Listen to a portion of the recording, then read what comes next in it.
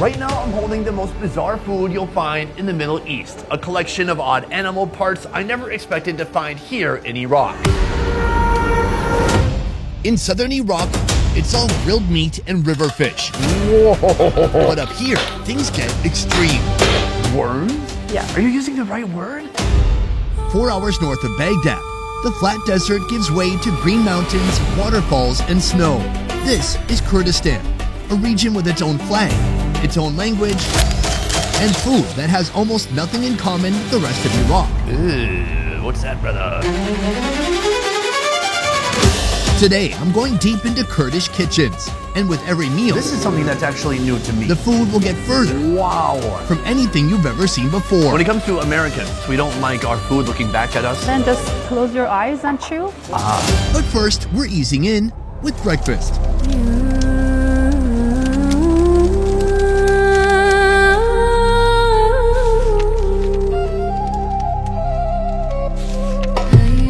In the north of Iraq, makhlama is very typical for breakfast.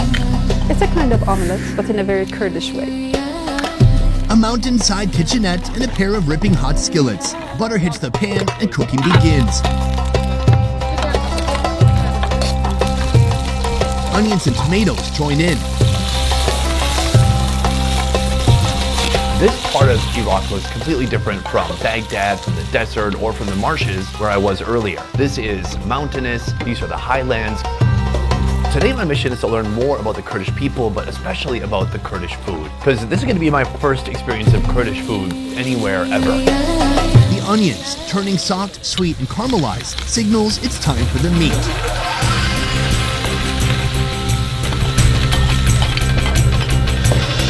Next, add bell peppers, a sprinkle of salt and pepper, then tomatoes join in. The dish could be done here, but by definition, in order to label this an omelet, one crucial ingredient remains.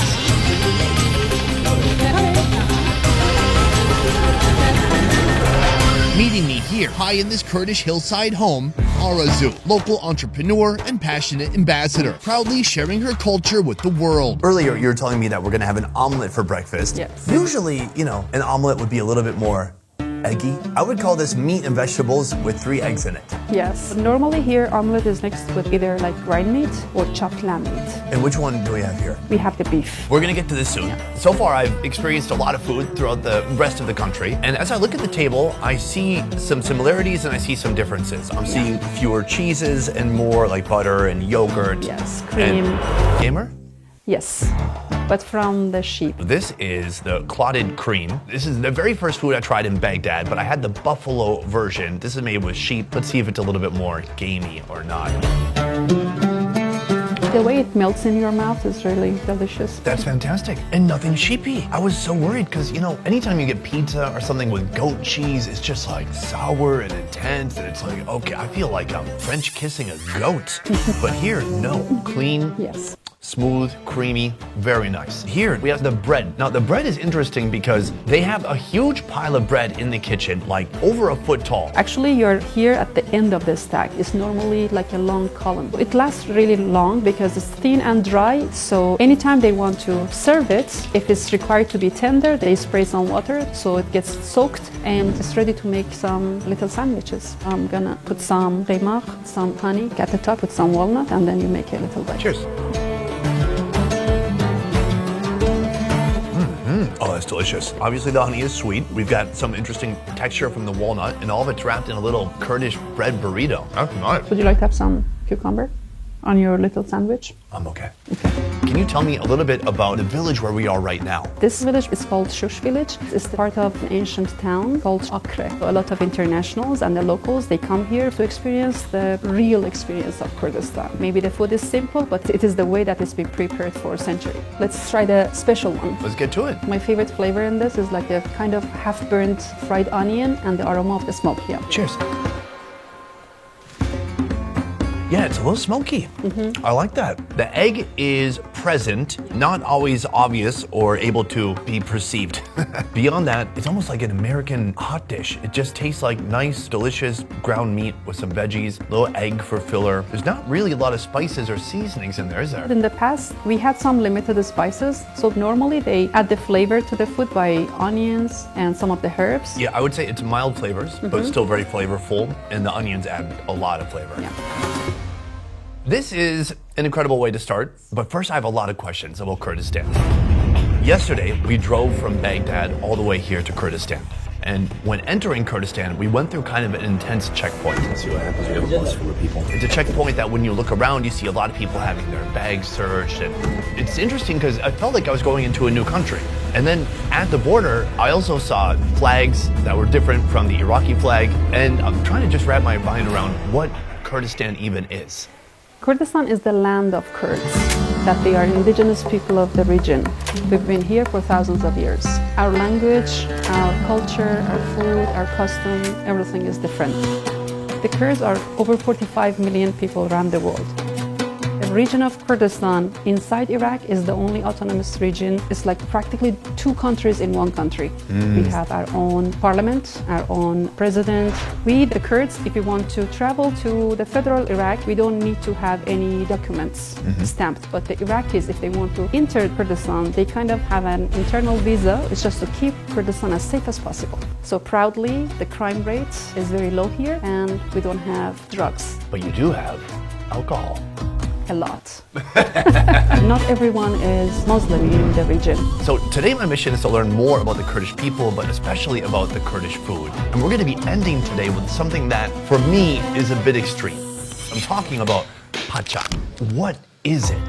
Pacha is kind of known internationally, but locally we call it saru pe.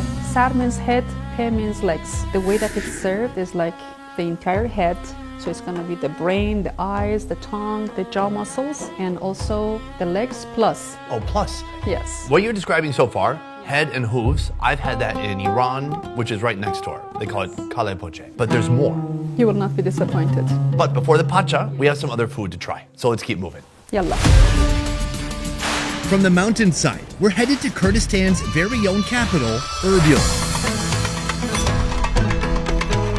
Here, we'll see more of what separates Kurdish food from the rest of Iraq with this. What have we here? Something very special from my hometown, Slemani. It is called kibta.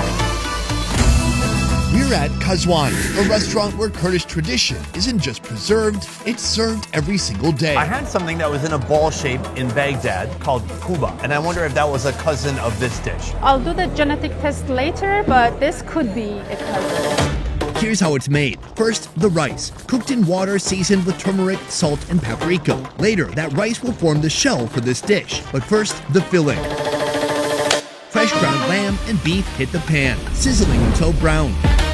Seasoned with salt, chopped onions, black pepper, and paprika. This is gigantic. So in the inside, it's not just pure meat, is it?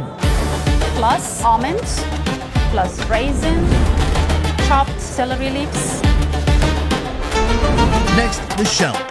Cracked wheat and rice flour mixed together with splashes of water. Salt to taste, then the cooked rice goes in. Everything kneads together until the dough is formed.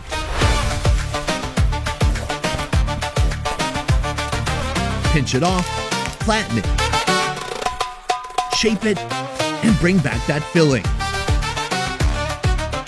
Once it's sealed, it cooks inside a boiling broth of your choosing. As you see, like the stews are different. This is like the original Slemani. This one has chickpea, tomato, and beetroot leaves. And this one is like a neighborhood of Slemani, that the color is yellow. They added some chickpea to the soup and also turmeric. Here we go. I'm descending the fork and spoon inside, breaking it. Yes. And wow.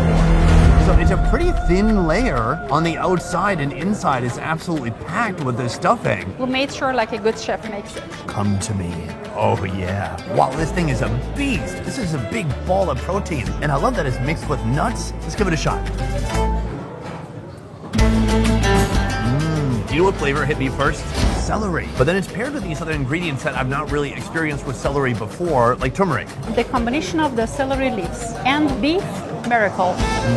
That's interesting because I thought I taste something lamby, but it's not that intense because it's mixed with beef to kind of temper the lamb flavor down a bit. Beyond that, the outside of the dumpling is very bready, doughy, thick, and very saturated. We normally also have the yogurt drink with it.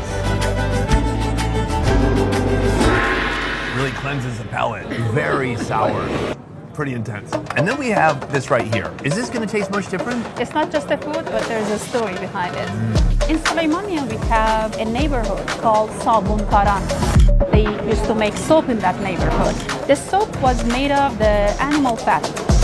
But when they were chopping the meat apart from the fat, there were still some tiny pieces of the meat that they didn't want to throw away. They thought, now that we have this kefta, why not to add it to the stuffing? And it was like even more delicious. Very good too, much sweeter. Of course, you've got tomato flavor, you've got the chickpeas. I like stories where food kind of happen both from an accident and out of necessity. We shouldn't be wasting it. What can we make? Boom. Each Kurdish food tells a story of the people here. This is a cuisine born from necessity, shaped by the land itself. Much of Kurdistan sits high in the Zagros Mountains, a rugged spine of rock where winters are cold and nothing comes easy. So people adapted. For generations, Kurdish herders moved their livestock with the seasons. They cooked with what they had, and nothing ever went to waste. But sometimes, the search for protein went beyond the farm and into the wild. These are the wild pigeons. These are hunted in the nature. Not in the town square. Yes. In the streets of Erbil, there's one type of restaurant that's impossible to ignore, with menus picturing offerings of bird species both familiar and exotic. I've had pigeon before. It's kind of a bit darker meat, definitely a stronger flavor than chicken. But here, this is something that's actually new to me. They call it suska in our language, which is like black francolin. It's actually a very beautiful bird. I also heard that this is a species of partridge. In the USA, we don't usually eat the partridges. They're in the trees, they're in the pear trees, that's it. Yeah. Do you know that song? Around here, birds are treated equally. Pigeon, partridge, chicken, duck, all of them get the same deal. A quick rub of salt and pepper, then each one takes its turn in a pot of boiling water, bubbling away for 2 to 5 hours, together in a slow-cooked bird coalition. When the meat softens up, pick your favorite and onto the plate it goes. On the side, a bowl of broth containing the concentrated life story of every bird that went into that pot. You seem not completely enthusiastic about what we're about to eat. I'm a bird lover. So if you came here on your own, which of these birds would you be most drawn to? I wouldn't go for the wild birds because I believe they should be out there in the nature, but I would definitely go for the duck. Okay. What's such an environmentalist? Semite. Let's try out this mega bird broth. Cheers. Wow. Very birdy. The broth, I thought it would be more intense. It's rich, it's fatty, but it's very clean flavor. You just taste hints of different birds all combined into one. Right here, we built up to our final bird, the partridge. Now, these birds actually have some little drumsticks. I think maybe we try the leg here. This one is good. It tastes like dark meat. It tastes oily, very fatty, and tender. But man, I feel like I just put on lip balm. It's just covered in grease. We have the best bite remaining right here, the breast. This is a little more tough to get out than the pigeon. Very delicious. Salty, tender. Flavors is still like very birdy, like turkey leg. Oh, you're right. It's like turkey, but a little bit more greasy, a little bit more fatty. I like it. For my main protein source, I might switch over to this. Yes, I'm gonna have to eat 35 of them each day, but I'm willing to do that. Sad. Kurdistan's capital has spent decades racing toward the future. But next, we're going to a place that's stuck in time. This is Akra. 1 hour north, this mountain town runs on a dish that's fed generations and terrified first-timers. It's called pacha. You've never had the eye, have you? I don't think I'm gonna. I think you are. And it all starts with a local butcher revealing his darkest secrets. What are the most common animals you have coming through the butcher shop? بزرارة biz بمشكلة. Normally the goat and the lamb. What part of the sheep are people ordering most often around here? برزولة. People normally ask for the ribs. That sounds like a good cut of meat, safe, mainstream, but we're gonna be trying for something different. The most delicious part of it. He keeps putting his thumb into this lamb's eyeball. Why is he doing that? الان که با چی پنجه خدا که تلنا صبر از او. because it's just so soft. Oh my God, stop. Please stop doing that. As we're chatting, his nervous twitches to stick his fingers into the orbital socket of this goat over here. Sheep. I'm so sorry. I'm sure the sheep would like it. What is it about the head that people like so much? Sarupe. He says the most delicious food in our culture is pacha. I'm about to try it for the first time, and I'm looking in this sheep's eyes, and it's not helping my appetite that much. Hakatom kate de zoni ko çok He says the first moment you taste it, you will find the reason why you would like it. Poetry. Yeah. I love it. As soon as the skin is removed, the prize beneath reveals itself. The cheeks, the tongue, and those beautiful eyes. Around here, every part has a place on the plate. Well, almost every part. For those of you who are looking at that hairy head and thinking that's gonna be food, no. This is gonna be food. This one, right here. The snout right here has been chopped clean off. Why is that? zurjar kirmite. It's for the hygiene because normally it has some like Tabii bu worms and unwanted stuff in the Worms? yeah. Nose worms? The worms inside the sheep's head are actually common and considered normal in many regions. They're known as nasal worms, caused by flies that lay eggs in the animal's nose. Kinda gross, huh? So when it comes to resourcefulness, nose worms are the line the Kurds won't cross. This is the autonomous region Yes. of the sheep head. Yes. No worms can get past this. Beyond that, the bottom part of the jaw has been broken in two, and then this is the tongue hanging down way down here, and you can see actually a little bit of the trachea. I am fascinated by this preparation already. Sir, I've learned so much from you. Should we put our thumbs both in the eyeballs? Just, yeah, thank you. Thank you. And then now we're eyeball brothers. The head is just the beginning of a much longer, much more daring pacha operation. Here at Kanedan, more forgotten animal parts come together to quite literally flesh out our final course. Right now we're in the restaurant that's going to be cooking the food that we've been building up to all day. This is the restaurant owner and chef, K1. And the food we're going to be making is called pacha or sarupe in Kurdish. This cooking tradition dates back centuries across Persia and the wider Middle East, so far back that no one can say exactly when it began. It's more than just a recipe. It reflects pastoral life, a time when each potential calorie was precious. And choosing eating was a luxury afforded only to kings. Into a giant pot enters the first layer. Sheep heads, packed tight face to face. After the head, we have the legs. In fact, we have two different types of legs, starting with this right here, the sheep legs. You can see they've actually removed the hair and then they've taken the cap off of the hoof. So this part right here, that's actually going to become soft and edible. Traditionally, they might just go sheep all the way. But right here, we have cap feet. I'm told this is kind of a premium version of this dish. After this boils, all of this can be eaten, well, for the most part, except for the bones. Finally, seal this strange meat architecture with another layer of sheep heads. Add a handful of salt to wake up the flavor. Then the sheep draw one last breath as everything is submerged in water. Lid on tight and the fire does the rest. In a moment, we're going to experience the final meal that we've been building up to all day. But first, I want to give you a sneak peek of the final product. Oh man, it's like a sheep graveyard in here. It seems like most of the meat has kind of fallen away from the head. Now, if you take a look at this part, that looks fantastic, actually. I don't know what muscle that is that's right behind the eyeball, but that looks pretty tasty to me. Is that the penis? I'm gonna put that away. Right here we have the tongue. Ooh. Now this is the tongue I was looking for. You can see it's become very soft. I have a feeling we're gonna be fighting over that one. Moving on to our next pot right here. These are the intestines. These are gonna be served on our platter as well. Let's give it a bit of a sniff. A bit gamey, but not too intense. It smells like it's gonna be a good bite. But then there's this right here.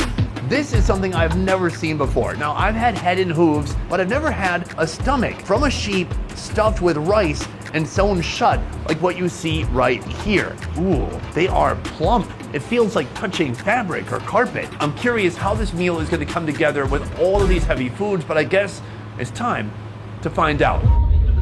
This meal, it looks finished? It's ready to eat. I'm trying to be optimistic yet honest at the same time. It looks like food? It is food. Fantastic. Looking at this, it does resemble something somewhat similar I've had in the past year. I went to Afghanistan and they had their version of head and hooves, very heavy dish. Yes. And so this kind of reminds me of just the ultimate version of that. Yes. Not only do we have head and hooves, but we have stomach and we have this too, the intestine. I think this is where we should start. You can just tear it apart. It bursts, then it's just full of white rice. And some spices. It's basically a vegetarian sausage. The inside has no meat. What about... Okay, it's vegetarian. It's quite good. The intestines are a little bit thick, very fatty. Then on the inside, it's just rice. The flavor is very simple, just salt, pepper. It tastes very clean, very neutral. So we also have the bread underneath. Oh yeah. Here we go. Soaked, juicy. Whoa. Soft, spongy. There's just that big hit of flavor from all this collagen, fat, tendon, brain, eyeballs that have just been boiling down into one delicious essence. Oh, and then this is the calf hoof right here. It's so big, heavy, and gelatinous. There's still bones in here that are just peeling off so easily. This is such a gooey mess. Oh my God, that is wild. The tendon, it's not fat, pure protein. But then there's a lot of other stuff on that shake. There's a lot of fat and some other random tissue, a bit of protein, a bit of muscle. Yeah, you have some orange or a little bit of onion, but there's not really anything to cut the insane heaviness. So I'm curious, how often are people eating something like this? I would say minimum 2 times a year. How much do you think this costs? Almost $100 US. Wow, that's a lot. It is worth it. In general, in the US, we don't like our food looking back at us. We don't want to see eyeballs. People don't appreciate intestines or stomachs. This is how sustainable our ancestors were. In the past, it's a very hard work to take care of the cattle. And it's for the purpose of the eating and the dairy product, the leather. So when you slaughter one of these cattle, nothing from the animal gets wasted. What about the younger generation? Do they share that same sentiment? Do they still appreciate this as much as their grandparents did? After all this globalization, the younger generation are so much into some fast food. So the number of people that now they appreciate this food is way different from the past because they don't know the value of it. They just judge it based on its cover. That said, let's show those young folks and let's try some of this stuffed stomach. Here's how it's made. The base of the stuffing is a short grain rice, seasoned with salt and pepper. Then minced lamb, along with rendered animal fat to bind it all together. Once mixed, it's ready to be packed inside the stomach. What's unique about this is the owner only fills it about halfway with rice because when they're boiled, the rice expands. The stomach is sealed shut with actual stitching. Then they're spread out evenly before being brought to a boil. Add salt and that's it. Oh, wow. So right here, I have a whole section of the stomach that's been stuffed and it's been sewn up. What is the first step here? Find the threads and then just pull it. And it's open. This right here is a meal in and of itself. Cheers. Cheers. I need some more lemon on it. Good idea. It's very fatty, very rich. This is different from the intestines. Inside, the rice has become kind of a sheepy risotto and lots of fat. I've also had something similar in Nepal and Kazakhstan. That said, this one probably tastes the best and the most clean out of all of them. But then we have this right here. This is the final boss, the sheep head. Now I'm looking at it, I see some meat on its head that I can just peel off super easily. Yeah, the jaw meat is very tender and delicious. Right? This is and really good. the most delicious part is the hanging one, the tongue. In some countries, they peel off the outer layer of skin, and in some countries, they eat it. No, it's already peeled. Oh, it's already peeled? Yes. Let's go for it. That is the best bite so far. I mean, that is some sheep A5 Wagyu right there. It's so fibrous, it's hard to describe the texture of a tongue. I mean, it depends on how much it's cooked, but here it's been boiled for such a long time. The tenderness, the juiciness, it's on another level. It's so soft. This is something that some family members, they can fight over. From here, the eye. Now here's the trick. If you go underneath, you can kind of get your thumb in there and you can just bloop it out. See? Yeah. Bloop. What's left is this mass of weird interconnected tissue. I mean, it's nerve endings. You know, what is the sad part about this? I used to be a vegetarian. That is sad. To introduce my culture to the world, I'm gonna sacrifice. Cheers.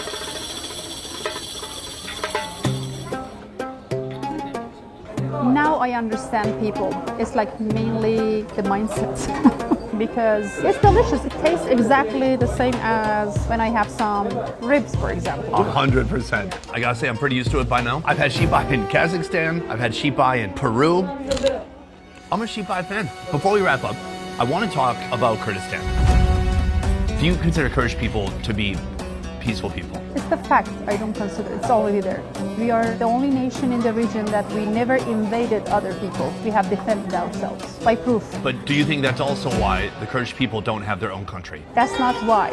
We are a nation with no country yet, but we are a strong nation. The borders never separated us. We don't believe in the borders. I wish there was no border in the world. That's ugly. Whatever brings people together is beautiful. For example, a political conflict or a natural disaster, without any doubt, in a second, there are like trucks of aid driving toward that people.